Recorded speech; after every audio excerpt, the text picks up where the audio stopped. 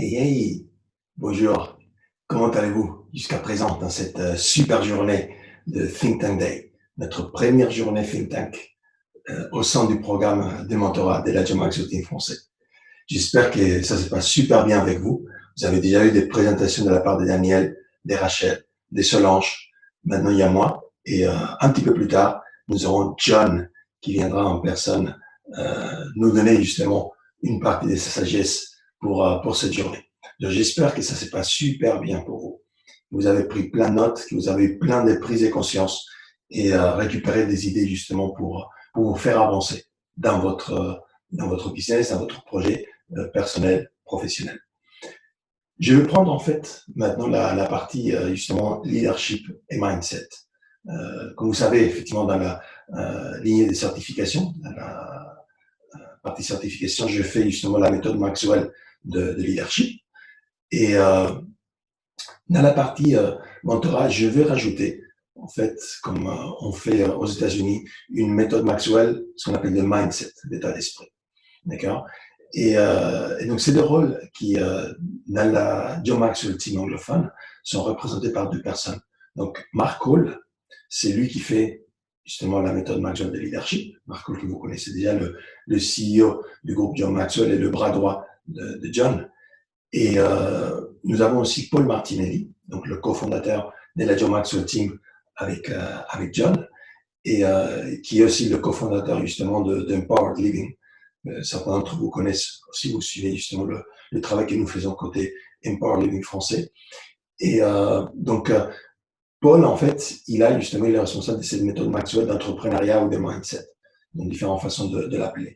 En tout cas, c'est ces deux géants en fait du leadership et du mindset dont j'ai justement la responsabilité de porter leur voix en fait le travail vers justement la francophonie. Et donc lorsque j'ai approché cette séance d'aujourd'hui sur justement le premier think tank du programme des mentorats de la John Maxwell Team français avec vous, les pionniers, justement qui faites partie de cette première promotion de la John Maxwell Team français, mais en plus, vous êtes les pionniers du programme de mentorat. Eh bien, j'ai demandé à parler avec Marc et avec Paul. Et je leur ai expliqué un petit peu la situation. Et je leur ai dit, voilà, j'aimerais bien venir devant cette belle audience avec un sujet qui me permet justement d'aborder les deux côtés, le côté leadership et le côté mindset. Et donc, je leur ai posé la question, qu'est-ce qu'elle est à votre avis, justement, ces sujets, cette leçon, peut-être que dans tout le matériel, en fait, que John peut avoir, qu'est-ce qui pourrait être la base pour une leçon qui puisse parler des deux sujets en même temps. Et c'est curieux comment voilà, l'univers fait bien les choses, mais tous les deux sont arrivés avec une même idée, avec une même réponse. En fait, ils m'ont parlé de ces chapitres du livre Leadership, d'accord, qui est justement l'un des nouveaux livres en fait, auxquels vous allez avoir accès dans le programme des mentorats. L'un des 4 nouveaux systèmes pour lesquels vous aurez du matériel pour créer en fait et pour faire des masterminds, du coaching et autres. Mais en plus, nous allons faire, comme je vous avais annoncé, en club de lecture. En fait, nous allons aller vraiment dans le détail en fait, de cet ouvrage-là. Il y a l'un des chapitres en fait, qui parle, donc ce livre, il parle de 11 changements, shift, en anglais c'est des changements qu'un leader doit faire pour rester justement on top, pour rester vraiment au maximum de son efficacité en tant que leader. Et il y a un de ces changements-là, justement, qui parle de comment changer de maintenir versus créer, aller vers la créativité. Et donc, c'est très intéressant parce que, justement, quand j'ai parlé avec Marc, avec Paul, il me disait justement, en tant que leader, notre responsabilité, c'est de trouver en fait des solutions à des problèmes, d'accord, personnellement ou au travers de nos organisations. Et cela demande en fait un esprit créatif. D'accord. Et cet esprit créatif, il est lié en fait lorsque nous sommes capables de développer un esprit créatif, que ce soit individuellement ou que ce soit au niveau du groupe. D'accord. Nous développons en fait une mentalité d'abondance. ok. Et donc, c'est cet esprit-là, cet état d'esprit-là, c'est ce mindset d'abondance, d'accord, que nous voulons justement développer, que nous voulons libérer. D'accord, d'où justement le sujet de notre séance aujourd'hui. Et donc, je vais me permettre justement de commencer par vous challenger un petit peu et vous demander justement où est-ce que vous vous trouvez. Où est-ce que vous vous trouvez au niveau on va dire, au quotidien, d'accord, au niveau la zone où vous opérez. Quand vous entendez, on a parlé souvent de cette zone de confort. Donc, est-ce qu'on est à l'intérieur ou en dehors de la zone de confort? Mais aujourd'hui, j'aimerais bien vous donner un petit peu plus de substance par rapport à ça. En fait, on parle pas uniquement des zones de confort à l'intérieur ou à l'extérieur des zones de confort, mais on a plusieurs zones qui sont possibles, d'accord? Et donc, la première zone que l'on identifie, c'est justement la zone où nous sommes en train, en fait, de reculer, d'accord? On peut être dans la zone de confort, mais j'aime bien l'appeler la zone zéro, parce que vraiment, on a zéro résultat nouveau, d'accord, dans cette zone. Mais quand j'ai discute justement avec Marc, avec Paul, et je regarde justement la façon d'approcher cela de John, nous nous retrouvons en fait avec une zone moins 1, si on veut. C'est cette zone où on recule. Donc, c'est cette zone justement où j'ai non seulement, si dans la zone de confort, ce que je vais faire, c'est que je vais essayer d'opérer de la même façon que j'ai fait d'habitude, d'accord, et ne pas prendre nécessairement des risques. Dans la zone de recul, je vais en fait faire les stricts minimums. D'accord, donc vraiment le minimum que je peux faire lorsque je suis dans chaque situation. Je ne veux pas vraiment y mettre de mon cœur, de ma passion, je veux vraiment faire le minimum. Ça, c'est la zone de recul. D'accord? Il n'y a pas d'inertie dans l'univers. Donc, soit on avance, soit on recule. Donc, on peut être effectivement dans cette zone moins 1 qui serait la zone de recul. Donc, la deuxième zone, c'est effectivement la zone de confort. D'accord? C'est ce que j'appelle la zone 0, où on est, on va dire, à isopérimètre. On ne va pas avancer, on ne va pas se développer. D'accord? Donc, on essaie de garder justement cette illusion, parce que finalement, ce n'est qu'une illusion, mais cette illusion de garder les choses telles qu'elles sont. Ensuite, nous avons justement, lorsque nous sortons de cette zone de confort, nous avons une première zone que nous appelons la zone de challenge, de défi. D'accord? Cette zone de challenge, c'est la zone justement où je vais essayer de faire des choses différentes, d'accord, différemment par rapport à comment je le fais d'habitude. Et donc là, on parle justement d'action. Je vais essayer de faire des choses différemment. Ensuite, nous avons une quatrième zone, d'accord, qui est celle qui nous intéresse aujourd'hui, qui est la zone créative. Et donc, cette zone créative, elle est caractérisée par quoi?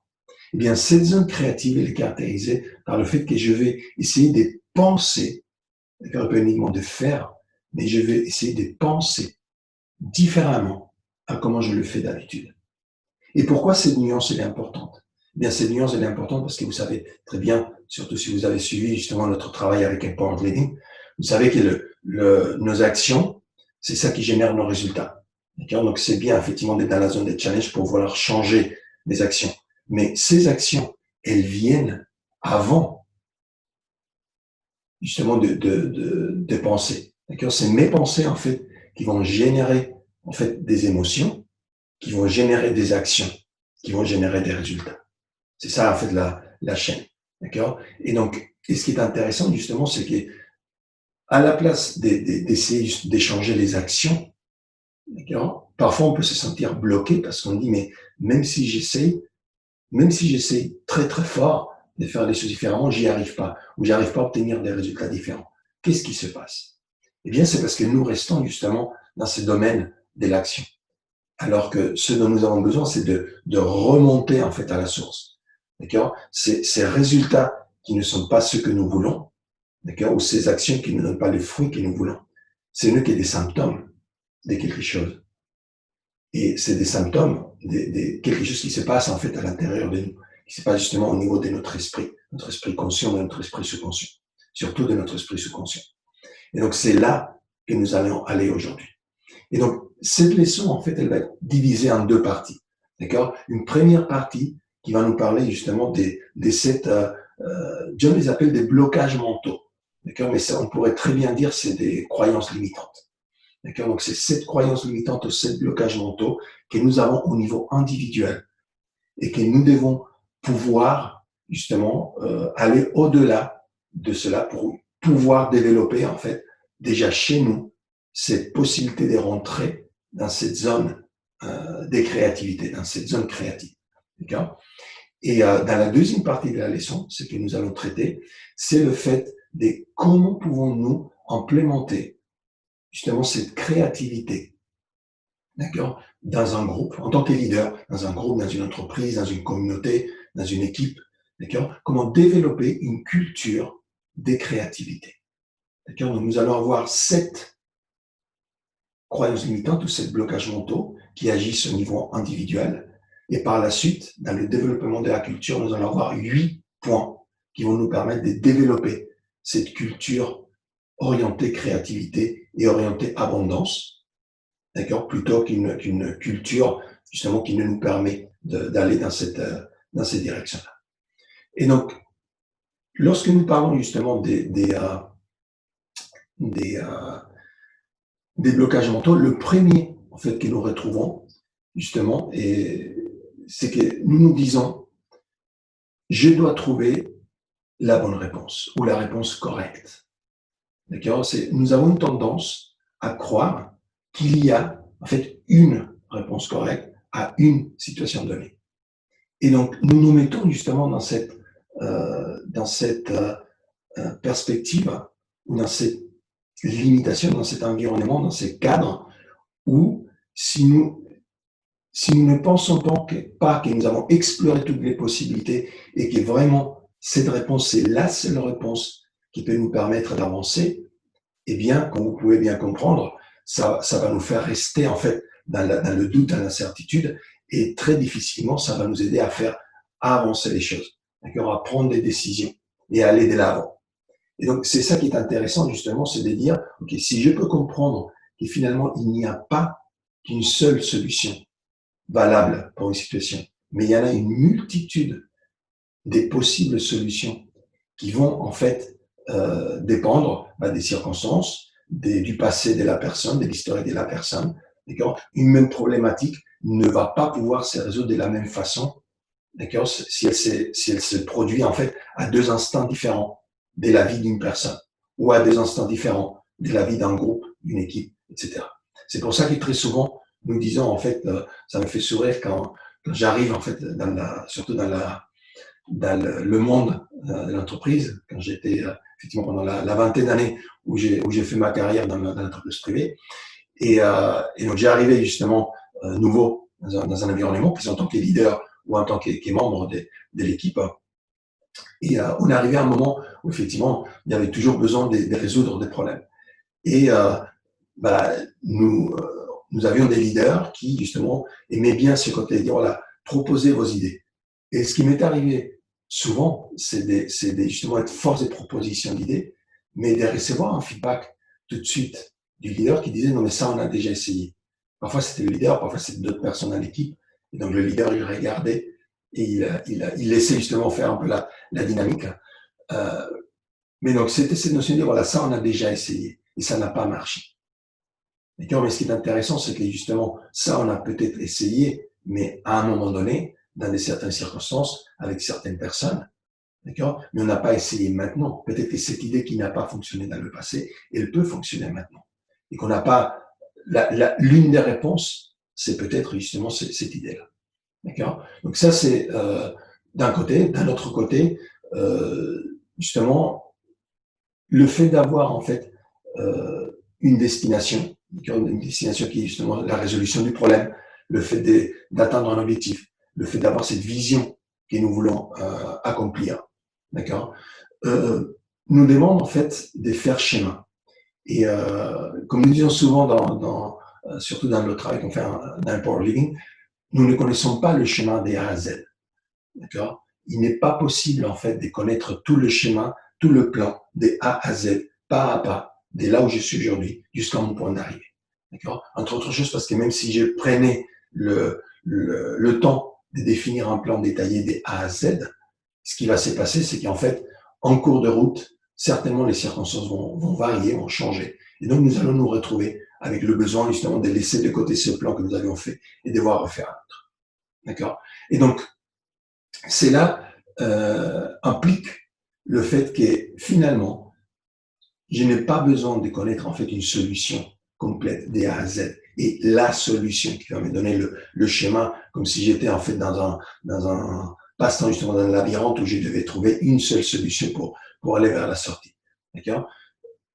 Dans la réalité, d'accord, dans la situation où j'ai un problème, un défi, d'accord, que je dois faire avancer, la réalité, c'est qu'il y a des multiples options qui vont me permettre d'avancer dans la direction que je souhaite.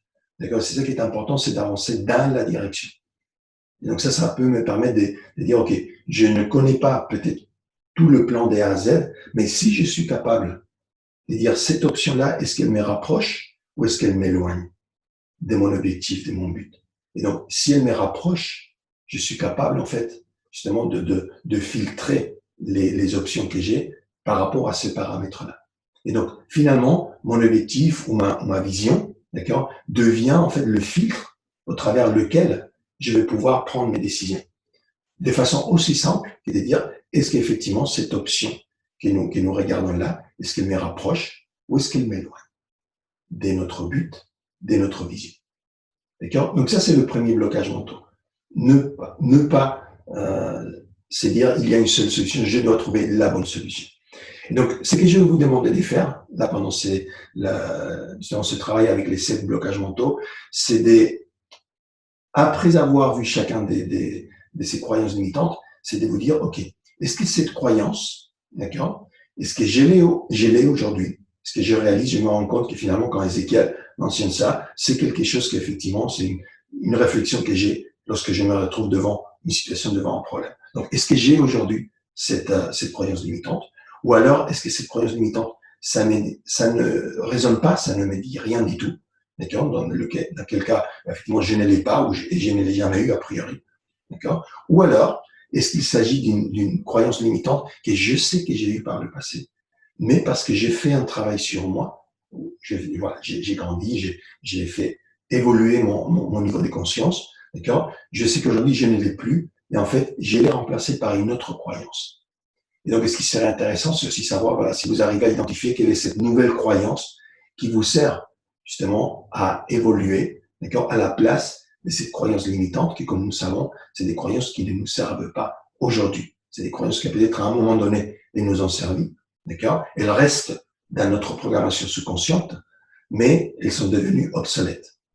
Et donc, l'idée, effectivement, c'est de pouvoir les remplacer par des croyances qui soient utiles, qui soient génératrices, justement, d'énergie, qui soient créatrices. D'accord? C'est justement dans cette notion d'aller vers la créativité. Donc, par rapport à cette première croyance limitante, je dois trouver la bonne réponse. Est-ce que c'est une croyance limitante que vous avez aujourd'hui? Est-ce que c'est une croyance limitante qui ne résonne pas du tout avec vous? Ou est-ce que c'est une croyance limitante que vous avez par le passé, mais que vous avez supéré, que vous avez travaillé? En fait, vous êtes allé au-delà, et donc vous avez remplacé par une autre croyance limitante. D'accord? Donc vous avez dépassé cette croyance limitante, vous avez remplacé par une autre croyance, pardon, qui n'est pas limitante, mais qui est justement créatrice. Et quelle est cette croyance, si vous l'avez en tête? La deuxième croyance, ou le deuxième blocage mental dont John nous parle, c'est le fait de dire c'est pas logique. Ça, c'est pas logique. Et donc, je dois trouver une réponse de logique. Logique. Et qui dit logique, c'est l'opposé, en fait, de l'intuition. D'accord? Et donc, ce qui est intéressant, justement, c'est que lorsque nous parlons de créativité, d'accord? Et si vous êtes, à nouveau, si vous suivez le travail que nous faisons justement au niveau du mindset contemporary living, vous savez que nous parlons de co-créer des résultats. Pourquoi nous parlons de co-création? Parce que nous parlons de créer des résultats avec l'univers. D'accord? Justement, en utilisant ces lois universelles, d'accord? Par lesquelles l'univers fonctionne. Et donc, lorsque j'essaie de chercher quelque chose de logique, je suis en train de nier le fait qu'il y a quelque chose qui s'appelle l'intuition.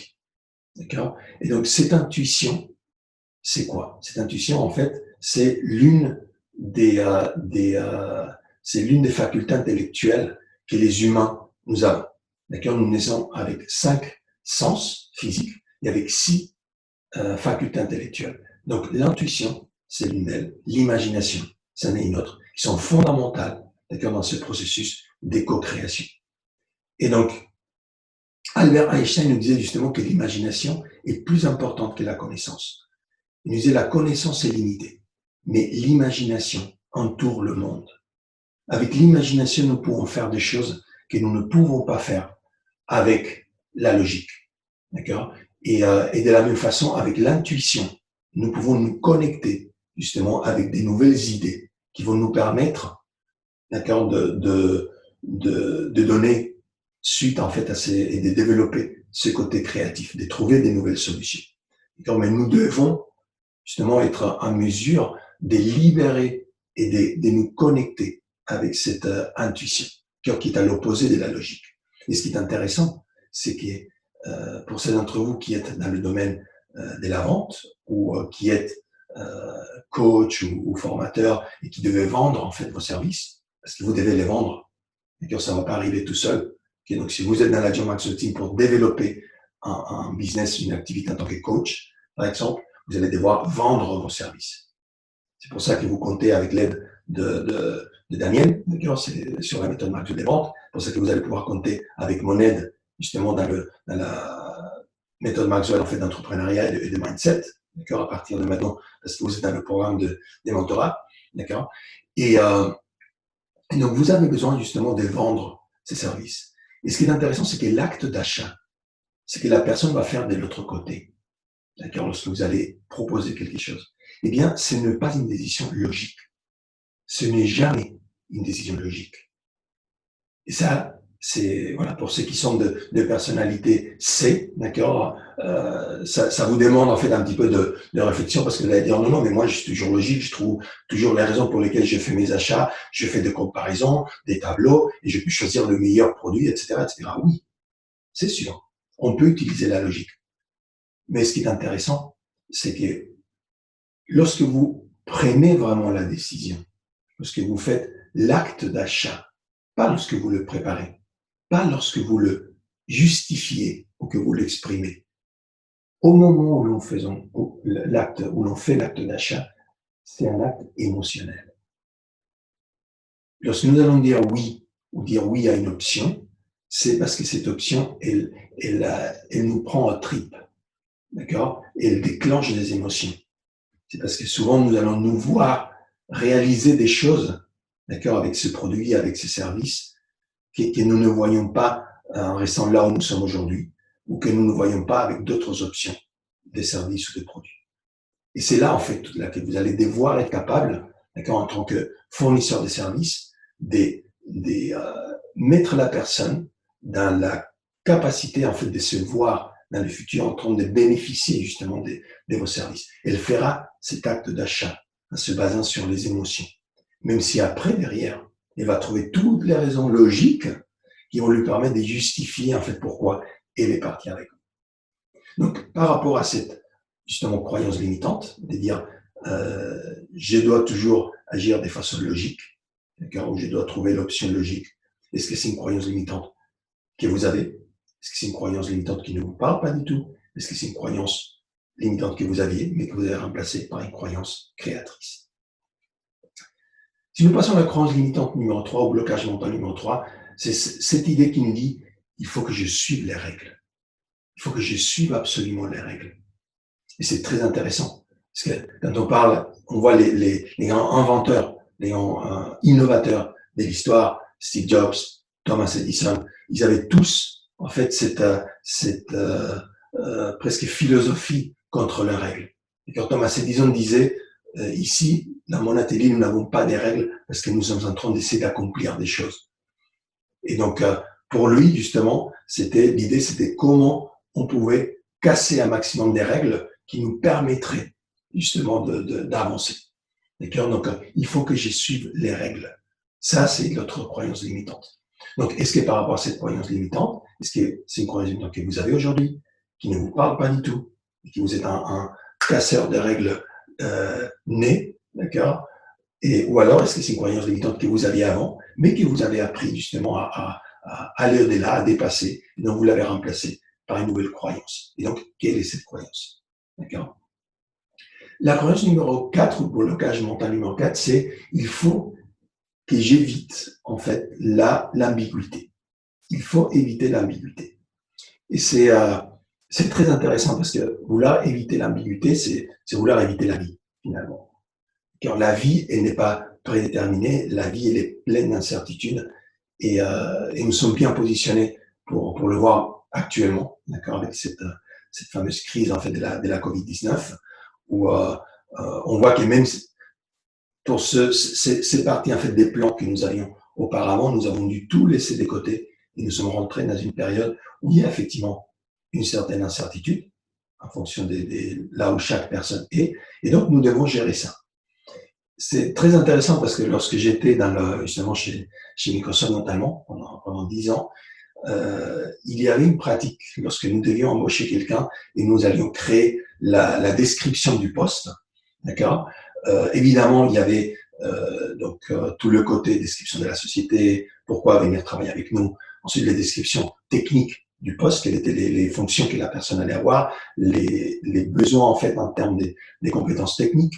Et par la suite, il y avait tout ce qui était compétences qu'on appelle les soft skills.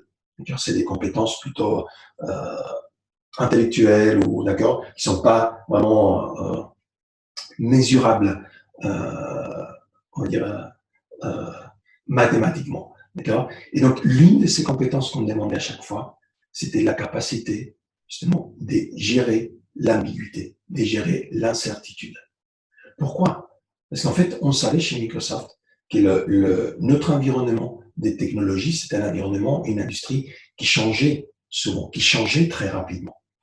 Et donc, nous avions besoin des personnes qui soient capables en fait, de vivre dans cette situation un peu d'incertitude permanente, d'accord, par rapport aux conditions des marchés, par rapport à l'organisation. En fait, Microsoft, c'était une compagnie où on avait, tous les ans, on avait des réorganisations au niveau fonctionnel, au niveau des pays, au niveau voilà, des lignes de business. Pourquoi? Parce qu'on essaie justement de année après année rester, on va dire, au plus haut et donc être capable en fait de répondre ou de dévancer aussi les tendances de marché, d'accord. Et donc on était justement dans cette constante recherche en fait de la meilleure organisation, les meilleurs produits, la meilleure façon de faire. Et tout cela, ça implique justement de l'ambiguïté. Évidemment, lorsque nous sommes en train d'exécuter, eh bien, nous étions en train d'exécuter, donc pendant une année fiscale, voilà, on était à fond dedans, d'accord, dans l'exécution d'un plan que nous pouvions détailler, que nous pouvions avancer, faire évoluer, etc., etc. Mais nous savions qu'à la fin de l'année, il y avait ces changements qui arriveraient très certainement. Et donc, le fait de ne pas savoir où on serait l'année suivante, exactement, le fait de se dire est-ce que ma division va toujours être là, est-ce que cette façon de faire des business va toujours être là, c'était très intéressant. Il y avait des personnes qui géraient ça très bien et qui trouvaient ça comme des opportunités justement d'évolution. C'était mon cas. J'adorais. En fait, j'adorais vraiment cet environnement parce que ça permettait justement d'évoluer un maximum et de pouvoir ne jamais tomber dans la routine justement d'un job. D'accord. Mais il y avait des personnes justement pour qui ça c'était dur. C'était très dur. Justement parce qu'ils avaient besoin de ce cadre stable d'une année sur l'autre dans la durée. Et donc ils voyaient énormément des risques qui étaient perçus de leur côté, d'accord, mais qui pour eux en fait étaient réels par rapport à leur sécurité, leur stabilité, par rapport à leur famille, etc., etc. D'accord. Donc par rapport justement à ces croyances limitantes de dire je dois éviter l'ambiguïté ou éviter l'incertitude, est-ce que c'est une croyance limitante que vous avez aujourd'hui? Est-ce que c'est une croyance limitante qui ne vous parle pas du tout? Ou est-ce que c'est une croyance limitante que vous aviez par le passé et que vous avez déjà remplacée par une autre croyance? La cinquième croyance, c'est la croyance de se dire l'échec est mauvais.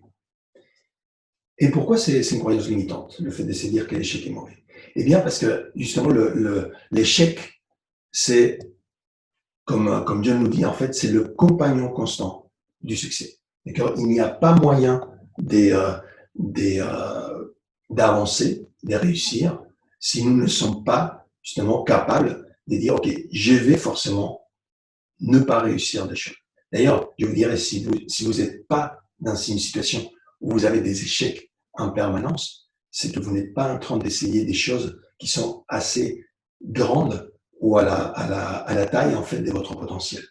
D'accord? Lorsque vous entreprenez le chemin, justement, d'aller vers votre objectif, vers votre vision, ce chemin-là, il va être plein d'obstacles. Et ça ne va pas forcément être tout le temps des obstacles faciles à franchir. Et donc, c'est là où, justement, le travail que nous allons faire ensemble, d'accord, dans ces programmes des mentorats, va être clé. Parce qu'il va y avoir des moments dans la mise en place de votre projet personnel, professionnel, la raison pour laquelle vous êtes ici aujourd'hui avec nous. Eh bien, il va y avoir des moments où ça va mettre à l'épreuve, en fait, votre foi dans vos capacités, d'accord, dans votre capacité à manifester finalement cette vision, ce rêve, cet objectif, d'accord. Ça va mettre en doute, en fait, vos qualités, vos capacités, d'accord. Ça va mettre en doute votre ténacité, ça va remettre en question, en fait, votre rêve. Ça peut remettre en question votre rêve. Et donc, à ces moments-là, c'est là où ça va être critique d'être bien accompagné. Et c'est là où nous allons vous aider. C'est là où, justement, nous allons être en mesure de vous donner, en fait, justement, de vous permettre, en fait, d'emprunter, d'accord, cette foi, cette croyance en votre capacité, en vos qualités, d'accord, en votre rêve. Vous allez pouvoir, par le fait d'appartenir à cette communauté, vous allez pouvoir venir travailler ensemble, vraiment dans une relation de mentorat. Et vous allez pouvoir, justement, surtout dans le moment, évidemment, nous allons célébrer les victoires, mais nous allons aussi vous aider dans les moments où ça sera plus dur. D'accord? Nous avons tous dans la faculté, même dans la faculté anglophone, d'accord, des histoires, justement, d'échecs et de réussites. Et nous savons justement que ces réussites n'arrivent qu'au coup, justement, d'avoir des échecs. Mais ce n'est pas juste d'avoir des échecs, c'est que ces échecs-là sont des sources d'apprentissage. Et donc, ce n'est pas la notion de tomber, en fait. Lorsque nous avons un échec, nous ne devons pas tomber, nous devons, comme dit John, c'est tomber en avant. D'accord? C'est quoi tomber en avant? C'est dire, je vais tomber, mais je veux me relever, je vais analyser ce qui s'est passé, je vais apprendre et je vais faire un pas en avant. D'accord? Et c'est ça qui est intéressant, c'est que chaque échec me permet de faire un pas en avant. C'est là où justement l'échec est productif et il est source justement de succès. D'accord? Donc, à nouveau, par rapport à cette croyance limitante, d'accord, l'échec est mauvais, parce que c'est une croyance limitante que vous avez, une croyance limitante qui ne vous dit rien du tout, qui ne résonne pas avec vous, ou une croyance limitante que vous aviez par le passé. Croyance numéro 6, qui nous dit ne sors pas de la foule. Ne ressemble pas à un idiot. N'attire pas l'attention. Moi, je dirais ça, n'attire pas l'attention. Et c'est très intéressant parce que en espagnol, on dit on ne peut pas faire une omelette sans casser des œufs. Je ne sais pas si on utilise la même expression en français, mais on ne peut pas être on va dire, dans la douceur et dans le fait de rester dans la masse tout le temps. D'accord? Si on veut vraiment des résultats différents, si vous voulez vraiment vivre une vie qui est passionnante, une vie qui est alignée avec votre rêve, je vais vous dire une chose, votre rêve, d'accord, ce n'est pas ce que 98% de la population vont avoir, d'accord? Et surtout, être en mesure, être disposé à faire ce qu'il faut, investir en soi et à faire les pas en avant qu'il faut pour atteindre son rêve, ça, c'est quelque chose que 98% de la population 99 n'est pas disposé à faire. C'est la différence entre vous qui êtes ici aujourd'hui, d'accord, et ceux qui sont restés à la maison, d'accord, certains qui ne sont même pas dans la John Maxwell Team. D'accord? Donc, comprenez que pour réaliser votre rêve, vous devez sortir du lot. Et sortir du lot, ça ne se fait pas juste en sortant du lot, on va dire, de façon positive. Il faut toujours, pour pouvoir voir au-dessus de la forêt, il faut sortir la tête. D'accord? Donc, à un moment donné, ben, on peut effectivement risquer de se la faire couper. Peut-être. C'est comme quand on était dans les tranchées dans la guerre, effectivement, on sortait les casques là comme ça avec le fusil pour voir si on tirait sur le casque. Donc, à un moment donné, il faut sortir quelque chose. Il faut sortir justement, il faut attirer l'attention. On va attirer l'attention. Mais nous devons devenir confortables avec ça. Nous devons devenir confortables avec le fait d'être parfois inconfortables, d'accord, avec certaines croyances justement par rapport à notre situation, par rapport au fait justement d'attirer l'attention ou pas. Donc, par rapport à cette croyance limitante, d'accord, de ne pas attirer l'attention, est-ce que c'est quelque chose, une croyance limitante que vous avez aujourd'hui, qui ne résonne pas avec vous, ou que vous avez déjà abandonné et laissé par le passé? Et la dernière croyance limitante, c'est là qui me fait toujours sourire parce que c'est combien de fois j'ai pu entendre ça. Et non pas juste avec des adultes, aussi avec même avec des enfants et des adolescents. Enfin, les enfants, j'ai plutôt adolescents, effectivement. Cette croyance qui dit, je ne suis pas créatif. Je n'ai pas de créativité. Ouais, là, je souris parce que je vous vois, en fait, certains d'entre vous, hein, on se connaît un petit peu maintenant. On est dans la famille, d'accord? On est en famille. Donc, vous savez que ce n'est pas vrai. Vous le savez. Hein? Vous savez que nous sommes nés avec cette faculté intellectuelle et l'imagination. Vous le savez maintenant. Et donc, si vous avez cette faculté mentale de l'imagination, d'accord, ça veut dire que vous êtes un être créatif. D'ailleurs, vous avez été créé en tant qu'être créatif, d'accord, pour co-créer avec l'univers, pour pouvoir avoir, on va dire, le contrôle de toutes les choses et pouvoir les faire travailler dans la direction de votre rêve et de votre objectif. Donc, vous avez cette créativité en vous. Je peux comprendre que certaines fois, cette créativité, c'est comme un muscle. D'accord? Si on ne l'utilise pas, eh bien, il se fait plus petit, il est moins souple, d'accord? Il est moins développé. Donc, nous devons travailler à le remettre en fait voilà, lui donner de la vigueur, d'accord? Le travailler, faire quelques haltères, on va dire, de notre imagination, de notre créativité, pour justement pouvoir l'utiliser. À nouveau, ça, c'est des choses que nous allons faire ensemble. D'accord? Lorsque nous allons avoir des appels, ce qu'on appelle partenaires de réflexion, d'accord? Thinking partner, en anglais, c'est ça que nous allons faire en fait. Je vais être à votre disposition pour pouvoir faire ressortir ce côté créatif qui est en vous, que ce soit par rapport à votre business, par rapport à des situations personnelles, professionnelles, d'accord? Nous allons penser ensemble. Et le but, ça va être justement de faire ressortir ce côté créatif, de booster votre mindset, d'accord, et de développer ce mindset d'abondance. C'est ça en fait que nous allons faire ensemble. Et donc, justement, si vous pensez que vous êtes pas des êtres créatifs, eh bien pensez à quand vous étiez enfant. Et je suis certain que vous avez tous, mais alors tous, d'accord, fait des dessins, vous avez tous joué en fait peut-être dans le sable, d'accord. Vous avez tous imaginé des personnages, vous avez tous été capables en fait de jouer dans le monde de votre imagination. Et pour vous à cette époque-là, c'était hyper réel. Mais comme j'ai dit, il se peut qu'effectivement avec les années, nous avons laissé cette imagination se tasser, d'accord. Nous ne l'avons pas mise en pratique. Et donc, ce n'est pas que nous ne sommes pas créatifs, mais nous avons besoin d'exercer justement cette créativité, de la remettre en fait de la redynamiser. D'accord? Donc, par rapport à cette croyance limitante numéro 7, est-ce que c'est une croyance limitante que vous avez, qui ne résonne pas avec vous, que vous avez par le passé, mais que vous avez déjà dépassé? On est bon? Super. Écoutez, j'espère que jusqu'à présent, vous avez intériorisé donc ces 7 croyances limitantes et justement ces croyances alternatives, ces débuts des visions des croyances alternatives qui peuvent vous aider. Nous allons passer maintenant au côté effectivement groupe de la chose, d'accord, au côté leadership. Donc comment je fais justement pour, lorsque je veux vivre en fait ces principes des créativités, d'accord, il y a la première chose à faire, c'est en tant que leader, c'est d'être capable de créer une culture justement créative, d'accord. Comment je fais pour booster en fait cette créativité?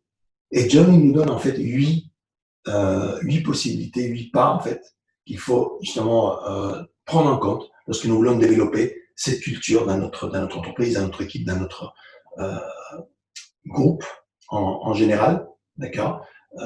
Et donc, la première, en fait, qu'il nous donne, il nous dit, c'est il vous faut en fait booster la passion. Il faut vraiment énergiser la passion. Pourquoi il faut énergiser la passion?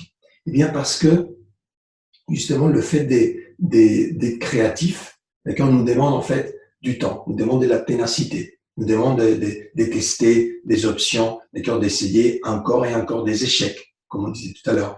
Et donc, l'idée, c'est que tout ça, ça va nous prendre justement beaucoup d'énergie. Et donc, lorsque nous sommes la personne qui a la vision, c'est plus facile pour nous, d'accord? Et même comme ça, parfois, nous avons justement des un petit peu de problème, on va dire, dans la durée, d'accord? Lorsque la loi de la gestation nous donne une période de gestation très longue pour notre idée, parfois, nous avons du mal à garder cette foi et cette énergie dans la durée. Donc, encore plus, lorsque nous parlons de notre groupe, nous devons être capables, justement, de créer cette passion. Et cette passion, on va la créer, justement, en connectant cette vision que nous avons avec les visions et avec les passions et avec les émotions de la personne. Lorsque nous sommes capables d'avoir une vision qui se chevauche avec la vision de la personne, lorsque notre mission de vie, elle ressemble à la mission de vie des personnes que nous avons dans le groupe, à ces moments-là, nous allons avoir justement des personnes passionnées dans l'équipe, dans le groupe, dans la communauté, dans l'entreprise. Et donc, ces personnes passionnées vont être capables justement de donner ce plus, en fait, à chaque fois. Donc, c'est voilà, ce côté de booster, de nourrir la passion. C'est un aspect qui est très important. Et donc, j'ai travaillé effectivement, et vous avez vu récemment John aussi et Marc avec Simon Sinek. D'accord? Et Simon Sinek, c'est quelqu'un justement qui parle de chercher son pourquoi, le why. Okay? Start with why. Et ce pourquoi justement, c'est ce qui est d'un point de vue personnel. Moi, j'appelle ça la mission de vie. D'accord? Mais c'est aussi la mission d'un point de vue d'un groupe, c'est la mission du groupe, la mission de l'entreprise. Et c'est ça en fait qui nous permet de nous accrocher à quelque chose qui a non seulement on va dire un but, d'accord? Qu'est-ce qu'on fait, mais aussi le pourquoi on le fait, quel est l'impact en fait qu'on recherche à avoir, d'accord? Donc ce côté énergiser la passion qui est très important. Le deuxième côté, c'est ce qu'on appelle célébrer les idées. Pourquoi célébrer les idées? Bien parce que la créativité, forcément, elle est liée à des nouvelles idées. Et donc nous devons, lorsque nous voulons créer cette culture, d'accord, des créativités et des états d'esprit d'abondance, nous devons, en tant que leader, puisque vous savez bien par la loi du miroir, c'est que les personnes font ce qu'elles voient. Nous devons justement d'être quelqu'un qui va justement récompenser des idées, qui va encourager des idées, qui va valoriser les idées. D'accord? Donc pensez justement dans votre rôle de leader, ou si vous êtes coach, par exemple, des dirigeants, lorsque vous pensez maintenant à un client, voilà, ça c'est un aspect important, lorsque vous allez travailler avec cette personne-là sur la culture justement de son organisation. D'accord? Est-ce que cette personne, non seulement dit ou pense qu'elle valorise des idées, qu'elle la récompense, etc., mais est-ce qu'elle le fait, comment elle le démontre? Et c'est ça qui est important. Lorsque nous sommes dans un groupe, d'accord, dans une organisation, comment nous démontrons que nous croyons à ce que nous disons? D'accord? Comment nous marchons, justement, ce qu'on dit en anglais, walk the talk. Donc, on parle, mais est-ce qu'on agit, justement, en cohérence avec ce que nous disons? Le troisième aspect, c'est de provoquer ou encourager justement l'autonomie. Le général Patton nous disait, ne dites jamais à quelqu'un comment faire quelque chose. Dites-leur quoi faire et laissez-le leur surprendre avec leur génie. Et c'est ça qui est intéressant, c'est que finalement, comme je vous disais tout à l'heure, il n'y a pas une seule solution, d'accord, aux choses. Il y a des multiples solutions qui vont dépendre en fait des beaucoup de facteurs, dont justement l'expérience passée de la personne, son type de personnalité, la façon dont elle peut approcher des choses, les idées reçues, et là justement ses croyances limitantes ou ses croyances créatrices, etc. Donc, donner de l'autonomie et encourager cette autonomie, c'est justement être capable de déjà dédoubler en fait son impact, mais en plus ouvrir son organisation à la possibilité de bénéficier justement de cette contribution créative dans la résolution des problèmes. D'accord? Donc, justement, éviter ce qu'on appelle, voilà, on sait, on va dire dans la théorie que le micromanagement, la microgestion des personnes, d'accord, elle est effectivement néfaste, et néfaste pour ça, parce que c'est l'opposé, justement, de l'autonomie. Et donc, l'objectif, en fait, et le résultat, c'est qu'on dit aux personnes quoi faire, mais on dit aux personnes aussi comment faire. On espère qu'elles vont le faire d'une certaine façon. Lorsque les personnes sortent de ça, d'accord, on a une tendance, effectivement, à vouloir la remettre dans le cadre. Et ça, justement, ça débilite, en fait, cet esprit créatif. La quatrième facteur, en fait, c'est d'encourager le courage. D'accord? Donc, encourager le courage, pourquoi? Parce que, justement, c'est le fait de proposer des nouvelles idées, d'accord? Le fait d'aller de l'avant. Ça demande du courage. On a parlé tout à l'heure de dire, est-ce que je sors de la foule? D'accord? Et le fait de sortir de la foule, le fait justement de proposer des nouvelles idées, le fait de vouloir d'oser sortir de là, demande justement du courage. Et donc, c'est le job du leader, d'accord, de créer en fait un sens de sécurité pour les personnes, dans le fait de dire, je peux prendre des risques. En fait, le fait justement de créer et de trouver des nouvelles solutions va demander de prendre des risques. Et donc, si je suis en mesure justement de créer cette sécurité où la personne sait, justement parce qu'on a parlé de l'autonomie, et là, l'autonomie pour créer justement ces solutions, d'accord, ou ces propositions, eh bien, j'ai besoin justement de créer cette sécurité pour que la personne puisse se sentir dans le bon environnement, ok, et encourager et avoir justement boosté ce courage pour que la personne soit créative. Un autre aspect, on est déjà au 6e, je pense, c'est minimiser la hiérarchie. D'accord? John nous parle justement de plusieurs exemples dans son livre, Leadership, mais regardez tout simplement les entreprises aujourd'hui. Il y a un modèle en fait qu'on appelle le modèle agile. Je pense que vous en avez entendu parler si vous êtes justement vous côtoyez le monde d'entreprise. C'est quoi justement le modèle agile? En fait, c'est un modèle où on va aplatir les hiérarchies existantes. On va mettre des personnes ensemble qui appartiennent à différents groupes, différentes équipes. Et on va essayer de trouver des solutions nouvelles à des problèmes existants.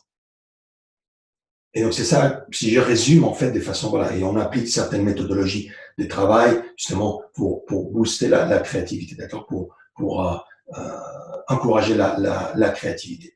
Donc, voilà, si je résume, effectivement, le modèle agile, c'est avec l'autorisation de ceux d'entre vous qui connaissent bien le modèle agile, mais voilà, pour vous donner un tout petit, un léger aperçu, c'est ça.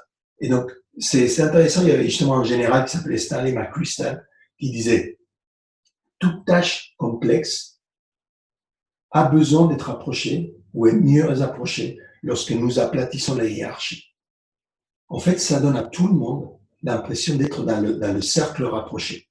Et ça fait développer un sens d'appartenance et des propriétés. D'accord? Donc, la personne ressent qu'elle appartient au groupe, mais en plus, la personne, elle prend la propriété, d'accord? Elle prend la responsabilité, beaucoup plus de responsabilité par rapport à une problématique, par rapport à une situation à résoudre. Donc, minimiser les hiérarchies, c'est aussi un aspect très important. Donc, nous avons ensuite un autre aspect, qui est donc le 6e maintenant, donc celui avant c'était le 5e, c'est de réduire les règles. Est-ce qu'on est capable, dans notre culture, justement, de groupe collectif, de réduire les règles? N'importe qui peut définir des règles et n'importe qui peut s'entêter à les suivre et mettre un point d'honneur, on va dire, sur les règles. Mais Douglas MacArthur nous disait que vous serez rappelé par le nombre de règles que vous aurez enfant. Donc, est-ce que nous sommes capables, justement, d'aller chercher on va dire, détourner des règles. Finalement, ce n'est pas l'idée détourner ou d'utiliser une règle d'une façon différente. Comme moi, je souris en fait parce que ça me rappelle justement des exemples lorsque j'étais tout au long de ma carrière en fait en entreprise. J'ai toujours été effectivement quelqu'un qui était dans le développement des partenariats, dans des entités en fait où on développait des solutions qu'on appelait à l'incubation. On était au début en fait des projets, on était au début des produits, et c'est ça en fait qui était super intéressant pour moi. C'est ça que j'adorais. C'est-à-dire comment je vais être capable en fait de prendre une entreprise, un groupe, qui travaille d'une certaine façon, qui fait du business d'une certaine façon, qui a certaines règles, d'accord, qui a opéré comme ça depuis des années.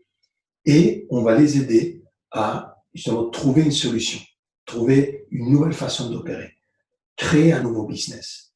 Et donc, cette phase justement de démarrage de ces nouveaux business, c'est ça que j'ai trouvé fascinant. Et souvent, ça prenait justement, ça demandait de prendre mon sac à dos, d'accord, et de partir, j'étais en France normalement, ça me demandait de partir partout en Europe, d'accord, aller voir justement les directeurs généraux des filiales en fait, de l'entreprise où j'étais, pour justement partager les idées, trouver des appuis, aller aux États-Unis à la corporation, pareil, pour avoir des appuis, parler avec les exécutifs là-bas et trouver des budgets qui nous permettent justement d'implémenter ces nouvelles initiatives, ces nouveaux projets. Et c'était très intéressant justement parce que c'était un travail justement de ce qu'on appelle en anglais bending the rules. D'accord, ce n'est pas, je ne veux pas casser la règle, mais je veux la faire fléchir en fait. D'accord, c'est comme les joncs en fait dans la rivière quand il y a le vent qui souffle en fait, ou le blé par exemple, les épis de blé. D'accord, quand il y a le vent qui souffle et qui vont se tordre un petit peu comme ça, et après ils vont pouvoir revenir. Donc mon spécialité, d'accord, c'était ça en fait, c'était capable de tordre un petit peu, de faire bouger un petit peu les règles pour pour qu'on puisse passer au travers, qu'on puisse justement créer des nouvelles choses, toujours évidemment dans le but de créer des solutions, de trouver toujours effectivement on va dire avec une philosophie éthique de la chose, d'accord. Donc l'idée c'était pas on va dire de faire du blanchiment de l'argent ou des choses comme ça. On parlait vraiment de créer des nouvelles lignes de business, des nouveaux développements, des nouveaux partenariats, etc., etc. Mais ça demandait toujours en fait d'aller au-delà de ce qui était la règle imposée, que ce soit des règles écrites ou des règles tout simplement d'usage. D'accord. Donc c'est ça qui est intéressant, c'est que les règles sont pas toujours des règles écrites, ça peut être aussi des règles d'usage, des habitudes. D'accord. On a toujours fait comme ça. Oui, mais peut-être que le toujours qu'on a fait comme ça ne marche plus aujourd'hui. Donc est-ce qu'on peut essayer quelque chose d'autre? D'accord. Voilà. Donc ça c'est le sixième aspect. Le septième aspect pour développer cette culture de créativité, d'accord, et d'état d'esprit d'abondance, c'est justement ce que Paul appelait le fait d'avoir des échecs, d'aller en avant, de tomber en avant, d'accord, fail forward, qu'il appelle. Et donc justement, il y avait un signe dont John nous parle en fait qu'il avait une fois. Il disait voilà le slogan de cette compagnie, c'est on fait des nouvelles erreurs. On fait des nouvelles erreurs. C'est ce qu'on fait. On est justement de façon permanente dans la recherche des nouvelles choses. Donc forcément on fait des erreurs, d'accord, mais on avance. C'est toujours des nouvelles erreurs. C'est jamais les erreurs qu'on a fait par le passé. D'accord, c'est ça qui est important aussi. C'est que lorsque nous disons que l'échec c'est le compagnon du succès, c'est ne pas tout simplement l'échec à répétition, le même échec à répétition. D'accord? C'est des échecs qui évoluent. J'ai un échec, d'accord? Je tombe, j'apprends, je change, d'accord? J'ai fait évoluer, j'améliore et je me relève et j'avance. Et forcément, je veux tomber à nouveau. Mais c'est pas grave. C'est un pas plus loin, deux pas plus loin. D'accord? J'avance toujours. Tant que je suis dans l'avancement vers la réalisation de ma vision, de mon projet, de mon rêve, je suis sur le bon chemin. Et le dernier aspect, justement, pour créer, en fait, le huitième aspect pour créer cette culture des créativités et d'abondance, c'est même si j'aime pas le mot, vous le savez, mais c'est de commencer petit. D'accord? Et, ou alors, je dirais plutôt, n'attendre, en fait, pour commencer grand. D'accord? Il faut commencer là où on est. Et donc, qu'est-ce que je veux dire par ça? Souvent, on va trouver en fait des projets qui vont mourir dans l'œuf. Je voyais ça pareil en entreprise parce que la personne en fait essayait de trouver, on va dire, de tenir compte de tous les aspects, de trouver voilà une solution, un projet, d'accord, quelque chose qui allait faire tout, d'accord. Et ce qui est intéressant, c'est que c'est pas facile de trouver ces genres de, c'est presque impossible en fait, de trouver ces genres d'idées en fait qui sont vraiment voilà des changements radicaux. Donc, ce qui est intéressant justement, c'est de commencer pas à pas, commencer là où nous sommes, et être capable justement des, euh, des, euh, de grandir au fur et à mesure, idée après idée, après idée, après idée. D'accord. Donc, huitième aspect pour créer cette culture d'abondance, de créativité, c'est justement de commencer là où nous sommes, d'accord, et pouvoir grandir au fur et à mesure. Voilà. Écoutez, c'était ce que j'avais aujourd'hui pour vous. C'était vraiment cette leçon, ça m'a vraiment touché des près. J'espère que c'est la même chose pour vous. Mais en tout cas, ça m'a permis justement de remettre ensemble en fait, ces deux aspects, comme je vous disais, leadership et développement de mindset, de l'état d'esprit, qui sont les deux aspects que nous allons travailler ensemble dans les 12 mois à venir. Donc, je vous félicite pour votre décision justement de rejoindre le programme de mentorat. Comme je vous dis, vous êtes des pionniers. Vous êtes non seulement dans la première promotion de la Job Marketing français, mais en plus, vous êtes les premiers à rejoindre le programme de mentorat. Et je peux vous dire que toute l'équipe, la faculté francophone, avec John et avec les mentors anglophones, nous sommes là pour vous servir. Nous sommes fiers que vous nous ayez fait confiance et je peux vous dire, vous n'allez pas être déçus. Donc, je vous souhaite une bonne pause, là, dans les minutes qui suivent, et surtout, profitez bien de la séance avec John, qui promet, ça va être super. Et je vous dis à tout à l'heure pour la séance de questions-réponses avec les autres mentors.